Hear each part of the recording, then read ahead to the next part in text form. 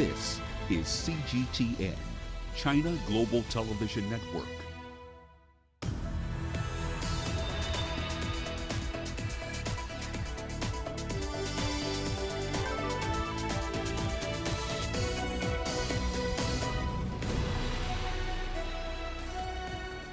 Hello there, welcome to this edition of Global Business Africa. In the course of the hour, we'll run through the business news stories you need to know about from the continent and beyond. But first, a quick update on the markets. Now, GT Bank of Nigeria accounted for the bulk of positive gains in the NGX today, closing about 5% higher. The bank share price has had a pretty rough ride in 2021, though. It's actually down 21% since the start of the year. Dangote Cement was also down 10% today. It did help to drag the index lower by around 1.8%. Away from the continent, Fitch did downgrade both China Evergrande and Kaiser down to restricted default today, given non-payment of offshore bonds. Fitch says that Evergrande did not respond to queries, in fact, on if an $82.5 million coupon payment had actually been made. Kaiser also missed a $400 million payment on offshore notes earlier in the week. Here's what's coming up tonight. The IMF has expressed confidence in the economic performance of the Democratic Republic of Congo. We'll have the details.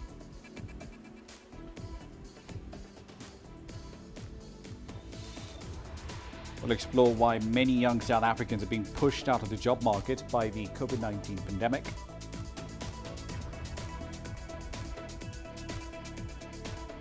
And long-running demonstrations by India's farmers may come to an end after the government changed course. All that and more is in the pipeline for you tonight. But let's start the bulletin in Africa's largest copper producer. The head of the IMF has described the Democratic Republic of Congo as a rare bright spot in Africa's economic performance. Kristalina Georgieva, managing director of the IMF, added that this was due to a combination of high commodity prices and government reforms. Now, the country is Africa's top copper exporter, but it's also the world's leading producer of cobalt. That's essentially being used in the electric car industry and in many electronics as well. Among the reforms enacted by President Felix Tshisekedi's administration are greater independence of the central bank and improved revenue collection as well. The IMF has pledged more assistance to the country. We are pursuing the mobilization of $100 billion from our members with strong reserve positions to be directed to members in need. We are discussing ways in which DRC can benefit from this $100 billion. Now, with more on Kristalina Georgieva's visit to the DRC's capital of Kinshasa, here's CGTN's Chris Ochamringa. The visit of the International Monetary Fund chief focused on discussions about the support that the global lender can offer the DRC to deal with the COVID-19 pandemic. The onset of the pandemic led to many job losses, which had adverse social and economic impacts. In April last year, the IMF allocated $363 million to the DRC to help the country deal with the effects of the pandemic. IMF chief Kristalina Georgieva met with the DRC president Felix Tshisekedi and praised his government for implementing reforms that improved the country's economic performance. An increase in global prices of the DRC's key export products like copper and cobalt has also helped its economy to grow. According to the IMF, the DRC's economy is expected to grow by 5.4% this year and 6.4% in 2022. But analysts caution that those figures don't reflect the whole picture. It's true, things have changed seriously. The new head of state and the new government is willing to move things in the right direction. That's where you see they are fighting corruption, they are trying to stop any fraud and things like that. But when you say 5% growth in Congo, you need to know we have 3% growth of demography, which means net growth is 2%. We also calculate that in US dollar, but US dollar is not constant. The DRC's economic growth is reported to have surpassed the total African growth rate of 3.7% this year. Although the DRC has implemented reforms aimed at improving governance in the management of its natural resources, the country is still struggling to end a conflict in the east that has had a negative impact on the economy. attacks against foreign nationals working in mining sites in South Kivu and Ituri provinces have caused a lot of unease among investors. Chris Sochamringa, CGTN, Kinshasa, Democratic Republic of Congo. Sudan failed to access $650 million in international funding in November when assistance was paused after a coup. The United States has also put on hold $700 million in economic assistance ever since the coup d'etat, while the World Bank, which had promised $2 billion in grants, has also paused disbursements. That's according to the finance minister of the dissolved government, Jibril Ibrahim. Now, the freeze puts in doubt basic import payments and the fate of economic reforms, as well as development projects covering a whole host of areas, from water supply to electricity, agriculture, healthcare and transportation. Foreign funding was seen as crucial in helping Sudan to emerge from decades of isolation and supporting a transition towards democracy that started after the 2019 overthrow of Omar Hassan al-Bashir, the country's longtime ruler. But the October 25th coup by the military essentially upended that transition. Now, TransUnion has released some new findings around global e-commerce fraud trends that occurred during the busiest period of the 2021 holiday shopping season. That analysis found that about 17.5% of all global e-commerce transactions and roughly 3.6% of Kenyan transactions done between November 25th and November 29th were potentially fraudulent. Now, globally, that's 3.7% higher compared to the same 5-day period leading up to Cyber Monday last year. For transactions originating from Kenya, the percentage of suspected fraudulent transactions actually decreased by over 16% when comparing those same periods. Let's dive into that particular study in a bit more detail. Samuel Tayenga is the head of product and analytics at TransUnion. He covers markets in Africa. He joins us now, of course, from Johannesburg. Samuel, so let's start with some definitions here. How are you defining potentially fraudulent? What sort of transactions are qualifying as potentially fraudulent transactions?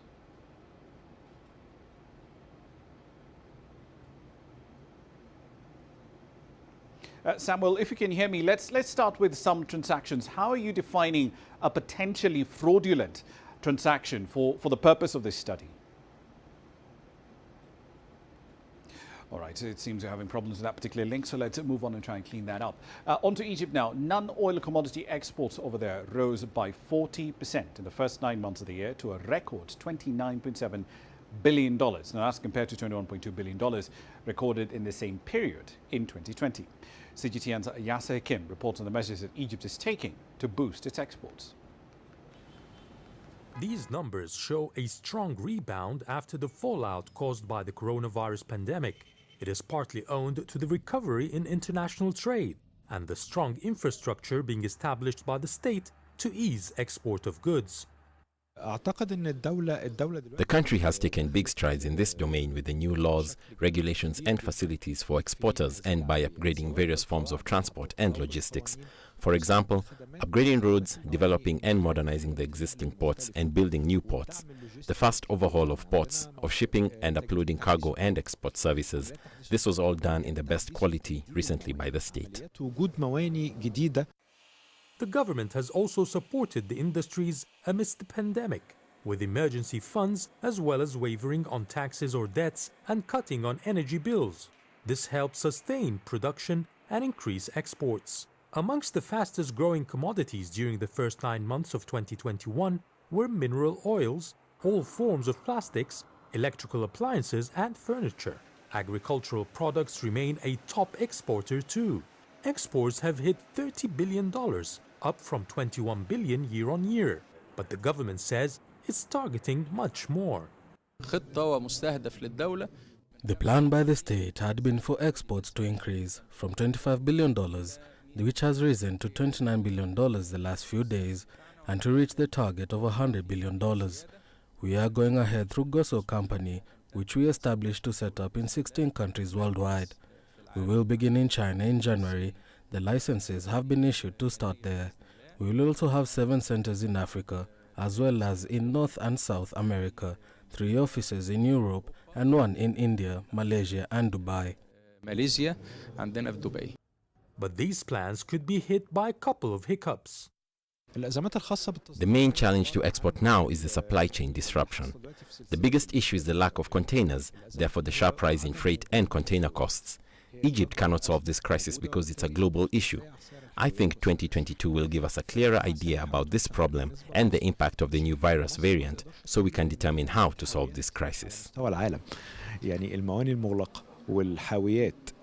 In spite of the challenges, officials believe, just like the North African nation had the ability to rebound from the COVID-19 downturn, it will be able to achieve the ambitious $100 billion exports, up from the current $30 billion in 5 years. Yes, Hakim for CGTN, Cairo. Right, then let's talk about holiday shopping. It's something we're likely all doing at this particular point in time, trying to get those presents for the holiday season and all that jazz. But what about fraudulent transactions that might be taking place over this period of time? Let's explore that in a bit more detail. Samuel Tayanga is the head of product at TransUnion. He covers markets across the continent outside South Africa. He's joining us from Johannesburg right now. Samuel, let's start with some definitions just to put everything in context. How are you defining fraudulent transactions in this study? Good evening, Ramah.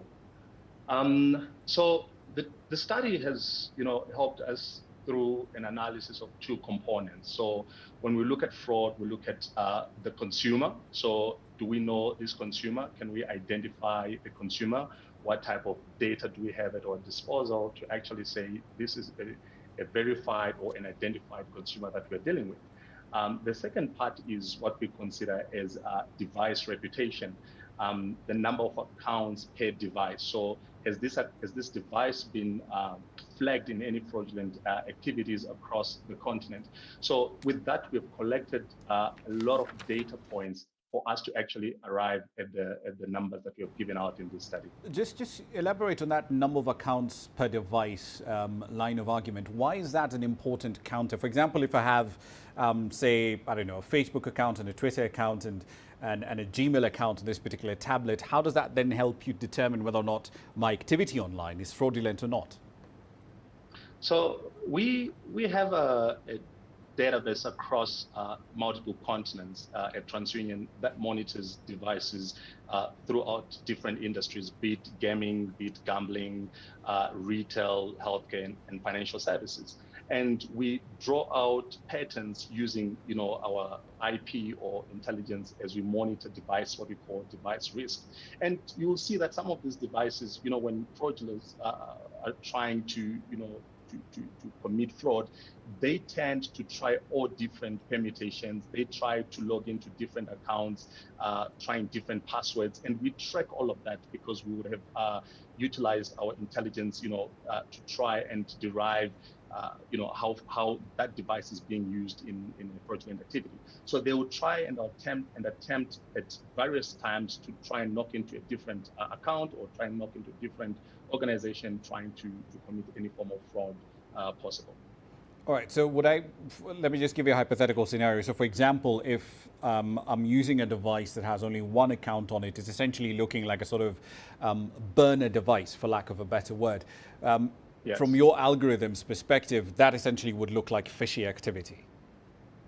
Absolutely. We work with organizations where we install what we call an SDK on either their websites, a software development kit, essentially. Yes, or on their apps. So what we do is from that SDK, we draw out multiple data points that helps us to actually build triggers that would tell us that this device is possibly being used in trying to commit fraud.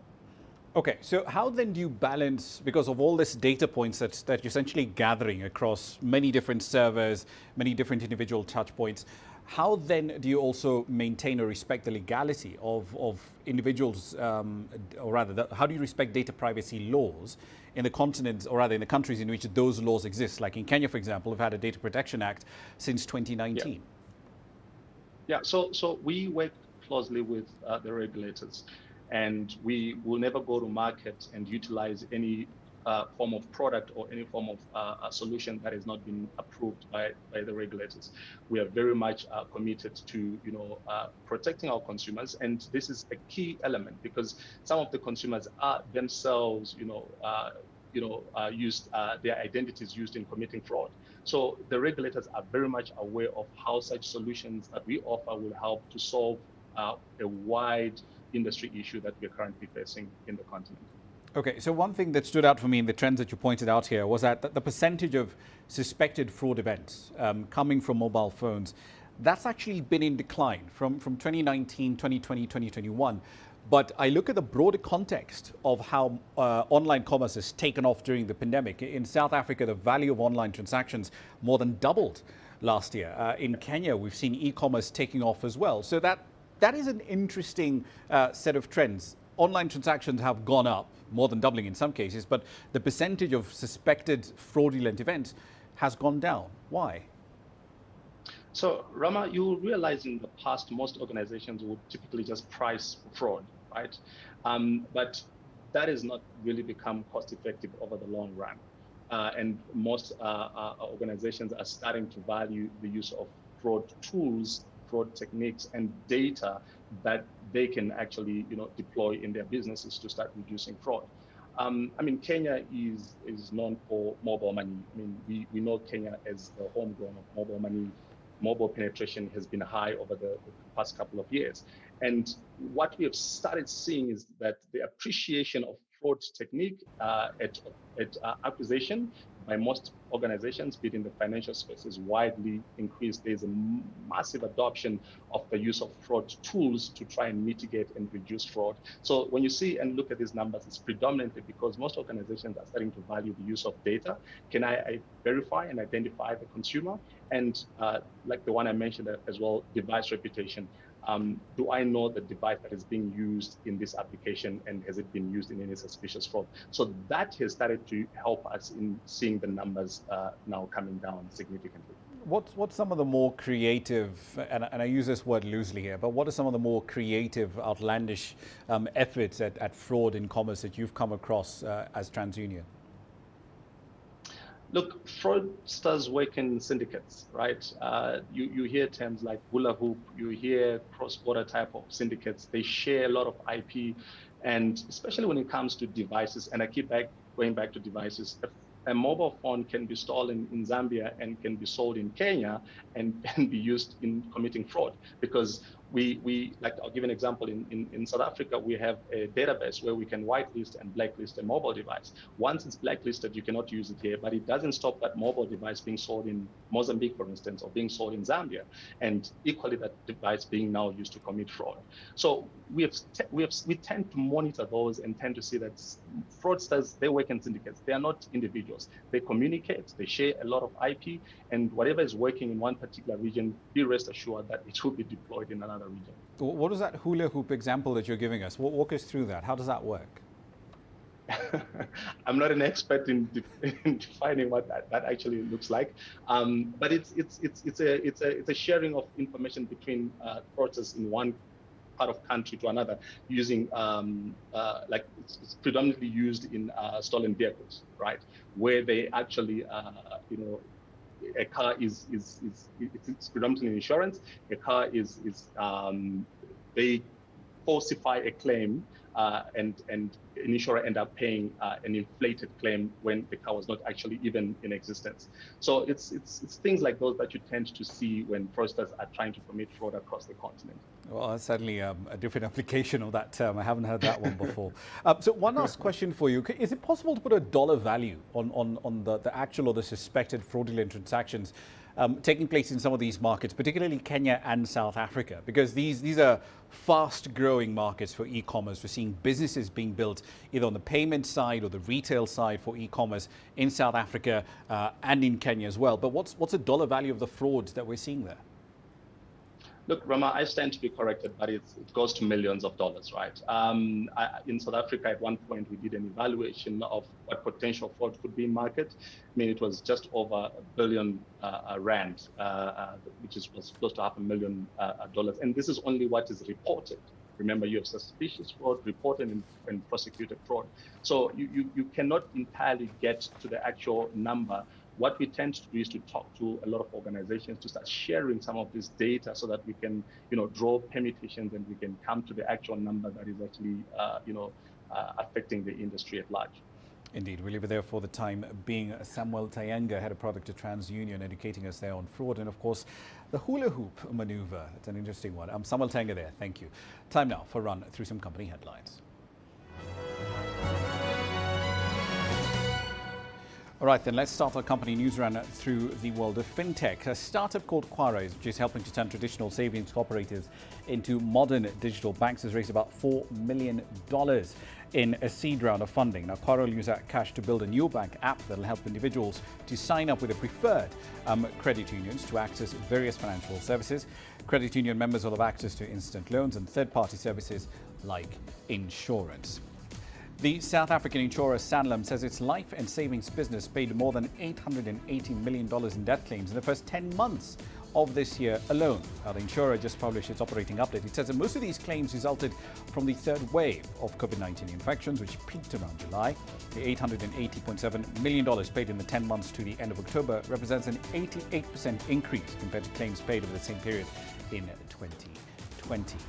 Now, McDonald's is promising to be a lot more inclusive in finding and training possible franchisees, both in its home market and in international ones like Germany, the UK and France. The firm will provide $250 million to help finance loans for underrepresented groups, including Black, Hispanic, Asian and female potential restaurant owners over 5 years in the United States. And finally, Toyota has halted production at 2 factories in Japan due to a supply shortage of semiconductors. The stoppage essentially means Toyota cannot return to normal operations in December as it had originally planned to. The company expects a production shortfall of some 3,500 vehicles as a result of the stoppage, but it will stick to its target to produce 9 million vehicles worldwide in the fiscal year ending next March.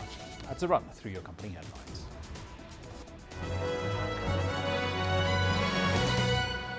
You're watching Global Business Africa. Time for a short break. Here's what's coming up.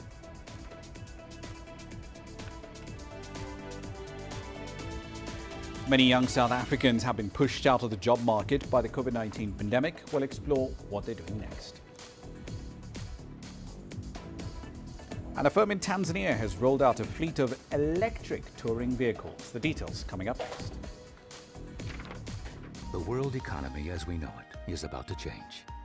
Global business reports highlight emerging markets, developing countries, and dynamic sectors worldwide. We feature top analysts and newsmakers to provide perspectives on every facet of business. From an on-the-ground perspective, we provide you with balanced and objective assessments. Fast, sharp, and insightful. Global Business, only on CGTN. So this is it. I'm just about to be shot. So the tents here, bottles are being thrown. As they do so, we have about 3 critical bridges here in Malawi. That's one of them. We're going to cross that bridge. As you can see behind me, police forces who are replying with gas. Gas just came in. Tear gas, so it's all begun now. Divisions leading the charge into West Mosul have brought us here. Just got to be careful here with some gunshots. This is where most of the fighting has been concentrated. This is the front line now after 9 days of fighting. We're about 2 to 3 kilometers from the front clear line. View of this front line position.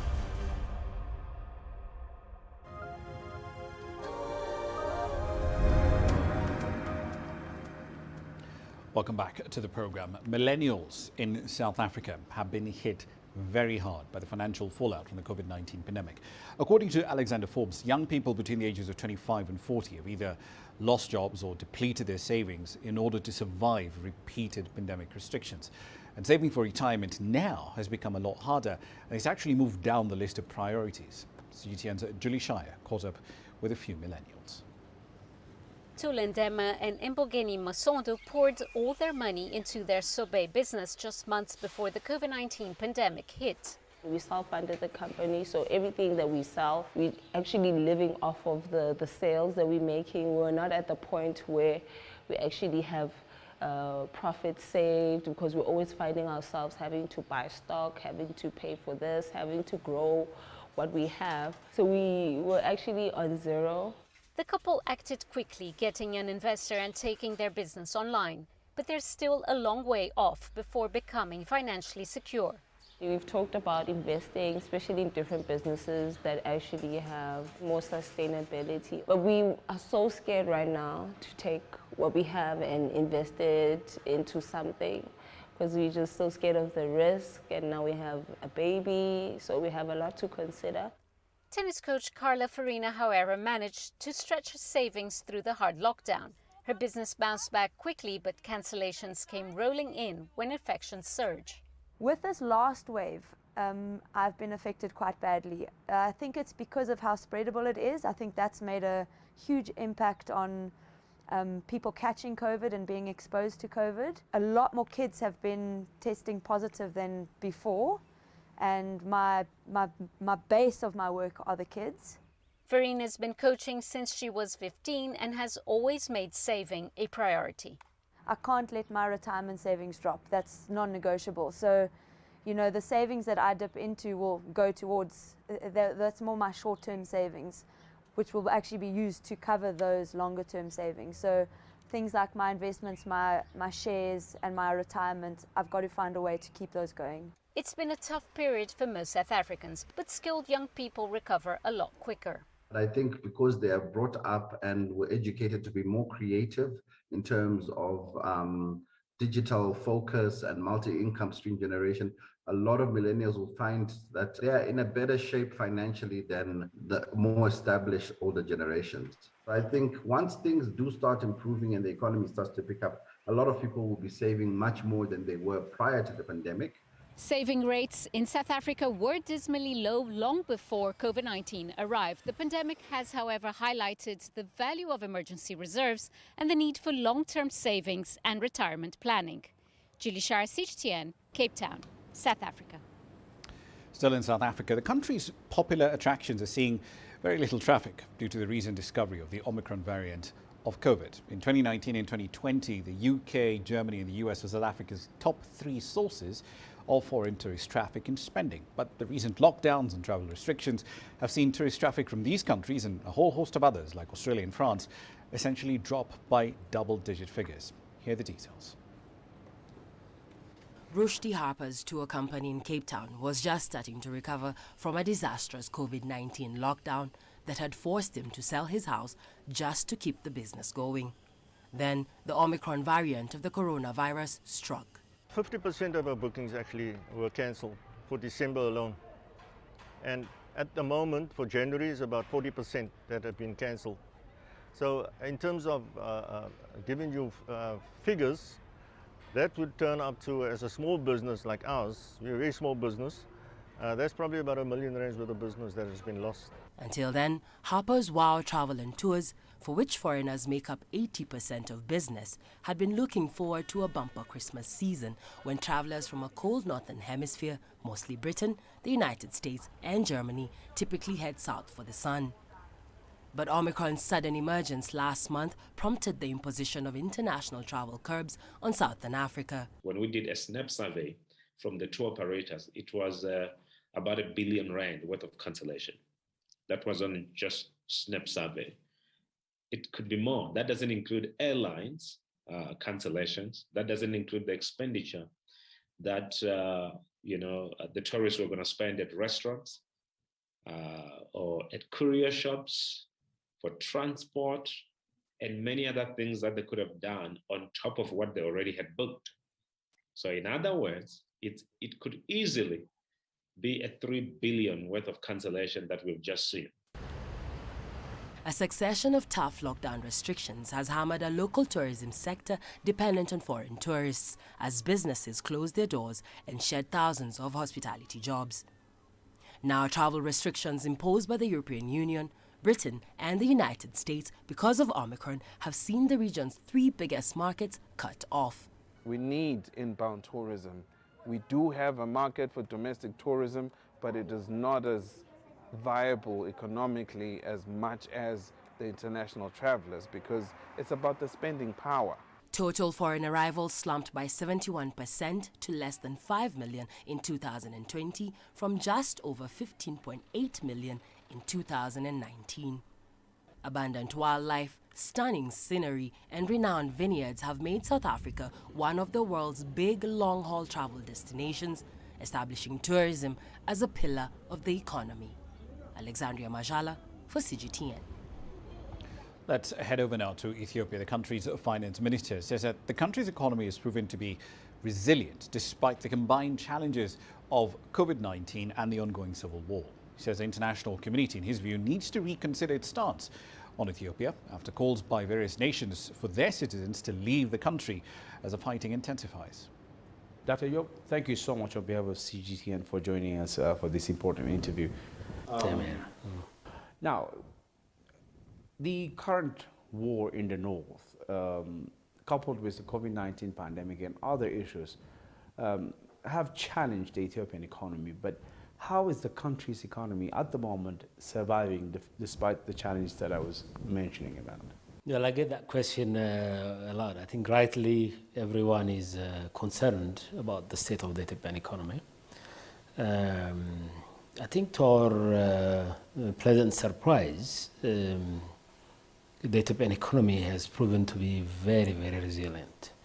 No doubt, as you said, we are going through very difficult times, the conflict in the north, COVID-19 and all other challenges that we're facing, and of course the slowdown of the global economy itself. And yet, because we've early on invested in very robust economic reforms, I think we've managed to withstand most of the challenge. If you look at the first quarter of this fiscal year, Ethiopian fiscal year, all the macro indicators tell you that this economy has proven its resilience. Exports are growing. Our revenue performance is really robust overall, despite the challenge. Look, one region is our revenue collection. Two of our regions are affected partially, and yet we've managed to collect the needed revenue. But also, if you look at some other key indicators, the financial sector indicators, the harvest itself, it shows this economy is really resilient. Now, 3 years have passed since Huawei Cloud, the cloud computing service of Huawei, was set up in South Africa. Here's Angela Coppola now looking back at what the company's done in the last 36 months. The company had been in South Africa for nearly 2 decades before the cloud offering was launched. Local customers were skeptical at the beginning. There were lots of questions, but that's changed. Huawei Cloud, why we trust you and to cooperate with you for the long-term cooperation. So the trust from the partner, maybe they concern, are you going to taking my customers? Are you going to stealing my revenue from this marketing? And from the customer, I think they will be concerned if I cooperate with you, if I move my data to you, are you seriously to take care of my business? 3 years later, and it's done very well, taking on the big established players. When we look at Gartner's index of infrastructure as a service providers, we saw that Huawei came out 5th globally, and that's a huge feat compared to Microsoft's Azure, Amazon's Web Services, and Google Cloud, which are all very established businesses in the global market. They've been going since the early 2000s. So Huawei's new entrant into the South African market is a huge one. On the consumer side, the company has a big presence in the country, so providing a cloud service made sense. They still have a very, very strong position in this market for being an affordable, trusted provider of electronics in South Africa. So those services are being used in tandem with the hardware that they sell. The company is focused on its business model and providing the digital technology the clients and prospective clients are looking for. We want to continually to build a very sustainable business model. We want to support our local partners to let them feel stronger, and from the technical, from the marketing, from the sales, and everybody need to know how to use that new technology, use the cloud technology to design something for your customers. I think now the customer is getting smart and smarter. They want a new platform to face into the futures. If the local partner cannot provide that solution, I think they will choose someone else. Cloud computing is not only about providing a service to direct partners and clients, but also their partners and clients. If that process doesn't work properly, everyone suffers. I'm Angelo Coppola for CGTN in Johannesburg, South Africa. On to East Africa, a firm in Tanzania has rolled out a fleet of retrofitted electric safari vehicles. It's designed to be part of the solution to the challenge of decarbonising transportation in Tanzania. Here's Daniel Kijo with that story. Spearheading the electric vehicle revolution in Tanzania, this is the first company in the country that is converting car propulsion systems from diesel to electric. 14 safari vehicles have already been adapted. We are going to have Tanzania to have fully electric vehicles in the next 10 years so that the existing vehicles can be recycled. Diesel engine goes out, electric motor goes in. Hans Paul says the battery can be charged between 3 and 12 hours at home. When this car's battery is fully charged, it will be able to cover a distance between 130 to 300 kilometers. The team here says that safari vehicles like this one could offer savings of nearly $5,000 per vehicle every year. In a bid to reduce its carbon emissions, Miracle Experience, a balloon safari operator, decided to invest in eMotion's safari vehicle. An almost silent car is particularly useful on safari. The experience itself is not just viewing the animals or experiencing the terrain, but also to listen to those natural sounds that you have in the bush. So it gives you a perfect experience, you know, from all angles, from all aspects when you're driving in an electric car. The cost of converting a diesel engine vehicle into an electric motor is around $42,000. But makers of the system say vehicle maintenance costs will be reduced in the long run. And now the company wants to start changing public and private cars. And right now we are working with the government. Right now we are working with a couple of international firms, and we are looking into how to have it more economical. It's hoped that with each car converted, an impact will be felt in tackling the climate crisis and improving the quality of life for communities in Tanzania. Daniel Kijo, CGTN, Arusha, Tanzania. You're watching Global Business Africa. Time for a short break. Here's what's coming up next.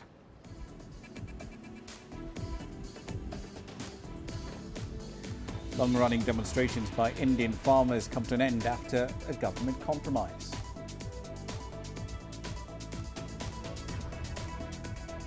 And we'll explore the Great Resignation trend in the United States job market when we return. Change is on the horizon. Through the shifting of time, Africa's emerging tech landscape is creating new channels. There's a hunger for local African content globally. Shaped by innovation, carved out by a new generation of digital entrepreneurs, sculpted by a mobile revolution, and trickling down to the most remote corners of the continent. TechSpot is seeking out the new concepts in technology, disrupting Africa's traditional sectors.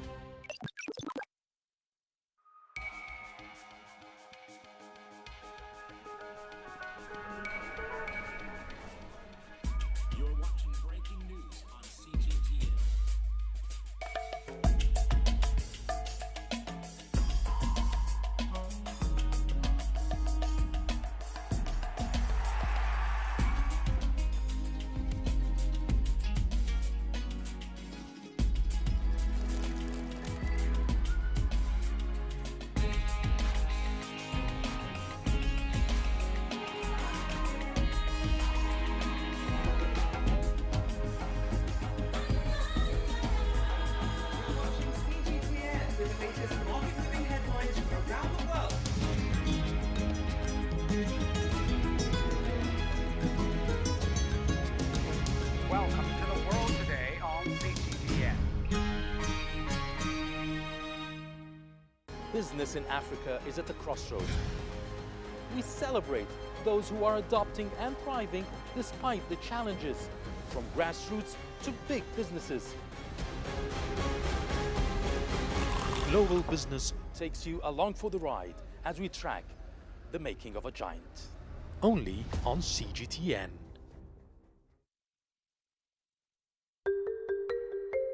How will your world change today?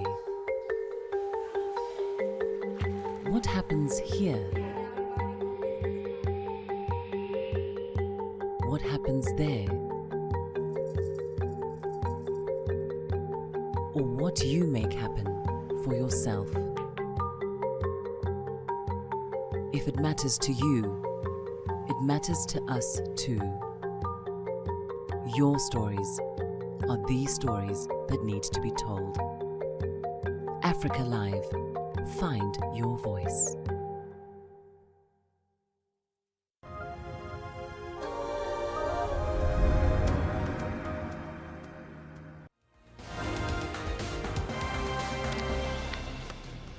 Welcome back to the program. Let's run through some of the stories making your headlines at this hour. Starting in South Africa, the Omicron coronavirus variant is driving a fourth wave of COVID infections there. Infections have surged by 255% in the last 7 days. But a World Health Organization regional official says only 6% of intensive care beds are actually occupied by COVID patients. According to the health body, Africa accounts for about 46% of reported cases of the Omicron variant of COVID-19 around the world. In North Africa, Libya's upper house of parliament is proposing to delay the upcoming elections from December to move them over to February next year. Now, the presidential and legislative polls are supposed to take place on the 24th of this month. The High State Council said a delay would safeguard the country's political transition. Now, the council has failed to reach an agreement on electoral laws for the House of Representatives, which is based in the eastern end of the North African oil producer. And in Cameroon, at least 22 people have been killed. More than 30 more have been injured in violence between farmers and herders in the country's northern end. The incident marks the latest clashes between Arab Chor herders and Muslim farmers. According to a regional government official, the attacks have prompted residents to flee across the border into Chad. That's a run through your headlines.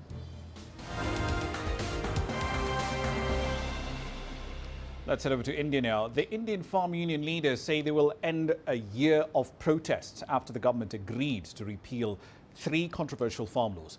Prime Minister Narendra Modi agreed to scrap the law last month, but thousands of farmers continue to press their demands. An umbrella body of over 40 unions held a series of meetings in the capital to assess the government's proposal.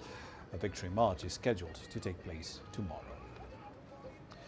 As we approach the 20th anniversary of China's WTO accession, CGTN's Michael Wang sat down with the IMF's senior resident representative in China, Stephen Allen Barnett, in order to get his take on the significance of this landmark event for China's economy.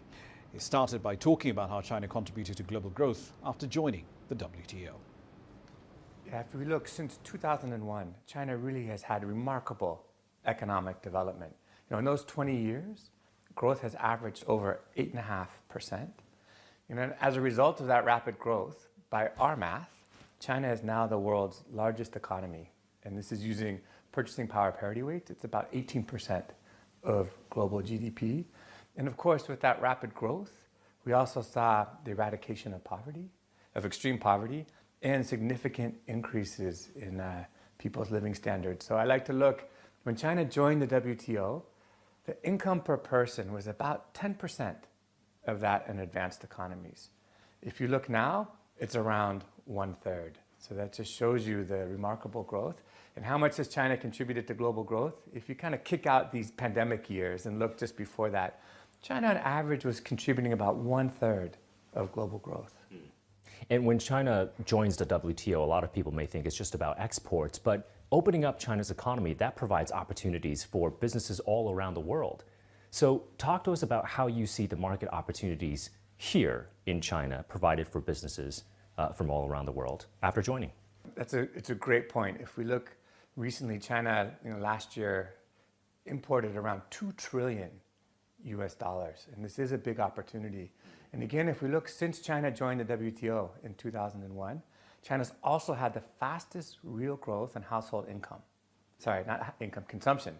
Household consumption has grown around 8% per year, and China is now the world's second largest consumer market behind the United States. So as you know, this is a huge opportunity for businesses in China and around the world to enter the Chinese market. And just one point on that, if we look forward, we hope that China can continue to have very fast growth in consumption. And in particular, if the pattern of growth can shift to rely more on consumption, then this could provide even more opportunities for foreign companies and domestic companies to tap into this growing consumer market. But it wasn't all smooth sailing, I feel, for China after joining the WTO. There were challenges. Massive changes to the economy needed to be made. So talk to us about the adjustments that Chinese businesses and the economy had to make after joining the WTO. If we look at China's success over this period, it was the ability of the economy to adjust. If we look at the growth in China since 2001, virtually all of the growth came from private sector-led manufacturing. In particular, when I say growth, actually here I mean employment. So private sector manufacturing in China created hundreds of millions of new jobs. Yeah. And this was really important. And this process of adjustment, unleashing market forces, using the market allocation of resources really fueled this growth. And to elaborate on this point, I think there's a lesson here for China going forward and actually a lesson for the rest of the world. People call it the China growth miracle. I really don't like that phrase. It's not a miracle. It's the direct result of China's economic reforms. They were able to move workers from low productivity farming to very high productivity jobs in factories. This type of economic transformation, these type of structural reforms produce growth. It's the same recipe that can produce growth going forward. Maybe not the movement from farm to factory, that is done, but the kind of structural reforms to unleash market forces and get kind of productivity-led growth. Let's head over to the largest economy in the world at the moment, the US economy. It's been shaken by a phenomenon that some are referring to as the Great Resignation. And it's essentially a time of reflection now for workers in certain sectors who say they just do not want to remain at their current jobs in their current pay or current working conditions. In fact, in some cases, the resignations may be opening a door for another kind of worker, one that doesn't feel any emotion and never gets tired. Here's our reporter, Ramah Nyang, with the details. At Happy Shabu Shabu in San Francisco, customers relish the opportunity to dine in again. Due to the pandemic, the restaurant now has just a handful of staff, so we're getting some help from the robot Maitre D. It's such adorable features in the restaurant. Easily came around, stopped right here. Very easy to use. Manager Joe Ma researched how the restaurant could get some automated help and convinced the owners to try renting a robot. One night, maybe I was walking like 100 times through the table, but now at least I feel better. I'm less tired. So it helped a lot for the shortage of staff problem. I think pandemic changed a lot of the business model. Really, I feel last year is, can you change? Can you change with the world? Maitre D isn't the only robot appearing in more and more restaurants. There's Flippy, a robotic arm that deep fries chicken and fries, and Sally, the salad-making robot. Phil Zung, the Chief Operating Officer of Rich Tech Robotics, which makes Maitre D, believes there's plenty of room for both robot and human workers. We want to allow these restaurants that employ typically 50 people at a time to run one shift to reduce that number and take care of the employees better because they have more room to pay their employees better, and then their employees have a less strenuous job. So really, the robots are helpers for just not only the operators, but also the employees themselves. They don't take tips. Waiters can operate more tables. Dina Marie Zemke co-authored the paper, How to Build a Better Robot for Quick Service Restaurants. The technology is here. Nothing's going to stop it. We're a little sad, but we accept that that's going to happen. Zemke's study took place pre-pandemic, when one of the big concerns was that robots could take away minimum wage restaurant jobs, which sometimes are first-time jobs for people learning basic skills. But since the pandemic began, it's become less about robots replacing humans and more about how they can elevate human jobs.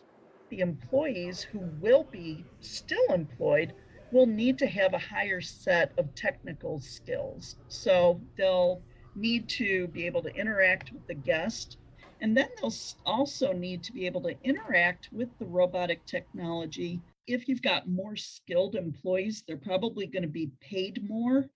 So I don't know if we're going to see really a huge effect on labor cost overall for the restaurant industry. If you've yet to see robots at restaurants, it's only a matter of time. Rich Tech Robotics says it's getting inquiries from all kinds of restaurants, including mom-and-pop stores, and are signing up about 3 large restaurant chains for pilot programs every week.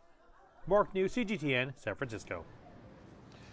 Let's move on to the tech world. A Belgian firm, One Bonsai, which designs virtual reality training services, is now diving into the metaverse. It's a concept of having a parallel digital universe within the universe that we live in order to revolutionize the training business. Giles Gibson has been giving it a shot on what's hot tonight. A fire breaks out on a subway platform, smoke filling the air. But don't worry, it's not real. That virtual fire was started by Belgian company One Bonsai, which designs virtual reality training services used by the police, the military and private companies. The concept of metaverse is the concept of having a parallel digital universe with the universe that we live in, so from like real world. And here at One Bonsai we have actually a virtual reality training metaverse, meaning that anybody, like you, could just jump into a training. Somebody else from anywhere else in the world could actually join your training. With cutting-edge VR hardware, the company can place you in a specially designed scenario where you learn by doing. So instead of doing my fire safety training in this boring office, I can put on this virtual reality headset. I then pick up this specially adapted fire extinguisher, and then now I am learning to put out this fire.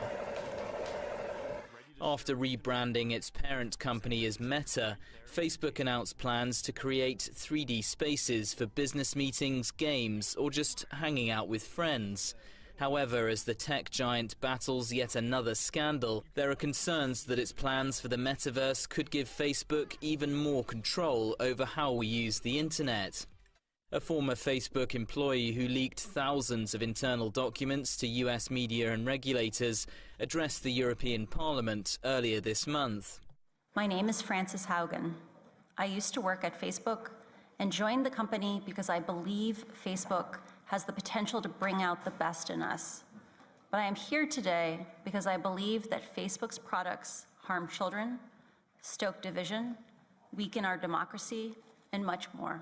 In reporting dubbed the Facebook Files, the Wall Street Journal accused the company of knowing its platforms are, quotes, riddled with flaws that cause harm and doing nothing about it. The company says the newspaper chose selectively, quotes, from internal company documents to present a narrative that's simply wrong. So this is actually a stock headset made by Facebook and like the daughter company of Facebook, Oculus. Back at One Bonsai, the team works with a variety of kits, including Facebook-owned Oculus headsets, a big player in the VR market. But whichever company ends up dominating this new frontier of the internet, in some ways, the metaverse has already arrived. Giles Gibson, CGTN, Brussels. Right, and away from the metaverse and back into the real world, a quick run through commodity prices. So WTI futures have pulled back from 2-week highs, under $72 a barrel in today's session. From the 1st of November, in fact, WTI has actually gone down by around 13%. Brent futures also down by roughly 10% over the same period. You're watching Global Business Africa. Here's what's coming up next.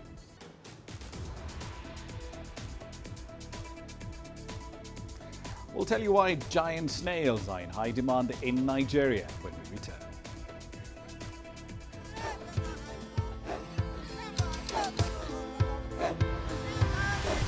Africa is a continent of diversity, with varied climate and enchanting geography, and a people so distinct, but with a shared enduring spirit. We are at the heart of the continent to bring you the untold stories. Let's have a look. We celebrate Africa as it shapes its own destiny.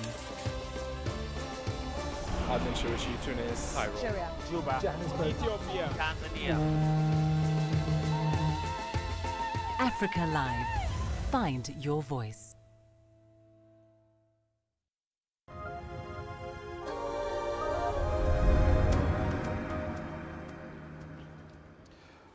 welcome back to the program. Let's head over to agriculture. The giant African snail is much sought after in parts of the world for its nutritional and cosmetic benefits.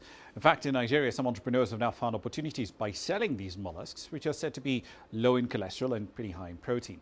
As CGTN's Kelechi Emekalam now reports, many Nigerians are cashing in on the ease of farming these snails in order to earn a living. 33-year-old Oko Agbahi heading to his farm for routine inspection of his snails.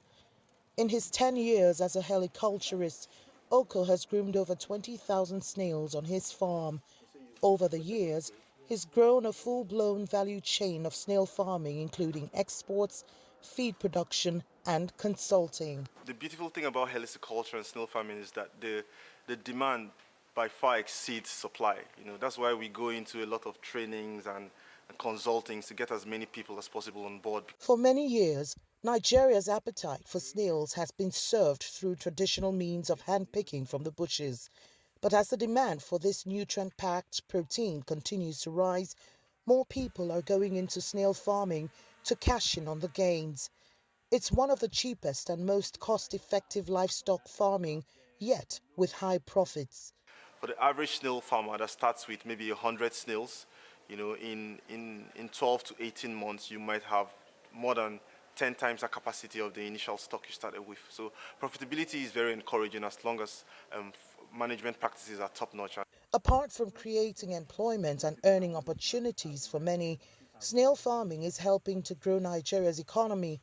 The slime is particularly beneficial for the beauty and pharmaceutical industries. Science and technology had gone into the enhancement of snail farming to the extent that now you can extract that slime, the slimy part of the snail without killing the snail.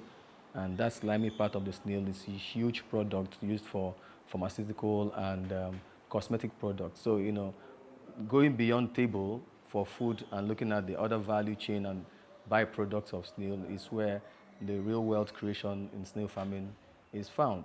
From a wide range of proteins on display in restaurants, snails are usually preferred. Aside the dietary benefits, people find snails quite desirable for their delicious taste, especially spicy and stewed, like this one. But they don't come cheap. A piece costs roughly $5, and many would go out of their way to give themselves a treat. Kelechi Emekalam, CGTN Abuja, Nigeria. All right, then a quick update on the currency market. Kenya Central Bank did run an auction on two reopened treasury bills. There was a 10-year and a 20-year note issued in 2019 and 2018 respectively. The target was to raise about $357 million. Accepted bids was a little bit lower than that. $337 million was raised. Weighted average rate was 12.6% on the 10-year note and 13.4% on the 20-year one. On the interbank market, the Kenyan currency approaching the 113 to the dollar mark, according to central bank data. So far in 2021, the Kenyan currency has lost about 3% of its value against the American dollar. Those are currencies, and that's it for this edition of Global Business Africa, on the day that Tanzania celebrated 60 years as an independent republic. As always, we'd like to hear your thoughts on the content you've seen on the program in the last hour. Many ways to get your feedback back to us, all of them on your screens right now. I'm Ramah Nyang in the Kenyan capital, Nairobi. Thank you for your company in the last hour. The World Today is up next from Washington, D.C.